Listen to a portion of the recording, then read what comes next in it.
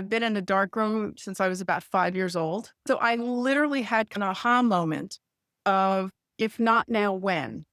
And I decided to take the leap and do photography full time, leaving the corporate world. And I'm doing editorial work, I'm doing photojournalism, I'm doing travel photography. I'm loving it. Now I had 9 layers in 4 modes. No idea how to use it, but I ran around Namibia just making a mess of things. But there were all these questions now circling in my brain. Because again, I've never taken art, I've never studied art. I don't really know about abstraction. But I started saying, how would a representational photograph be judged if it was a painting and vice versa? We're taught early on in photography, blown highlights, whites, it's bad, there's no detail. Painters use white.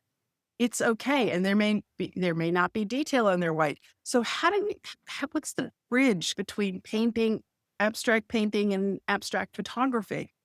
Photography captured reality, and that's what set it apart from the other arts. Okay. So that's sort of one realization. But the second half of that is abstract photography or non-representational photography, however you want to phrase it. It turns photography's power on its head. It shifts the focus from, as photography has always been called, a tool for truthful witness, to a tool for artistic interpretation. And my fourth realization, which is something that I'm excited about particularly with ICM and multiple exposure, is every image is unique and non-reproducible. There was no method to my madness, but that was my method, was not having any method. Never quite sure what's going to happen. You have control, but you don't, which is fun. Then he tells me he works for IMPay. All I can think is that I'm being sued for copyright violation.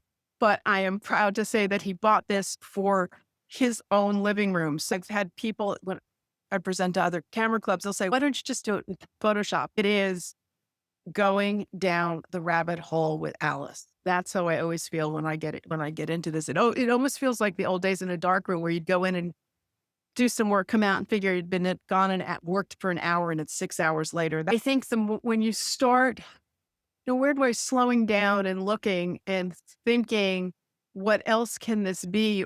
And not what else can you make it, but what else does it remind you of? Here's a museum in Portugal, which folks never want to find a restroom without taking your camera because you never know what you're going to see along the way.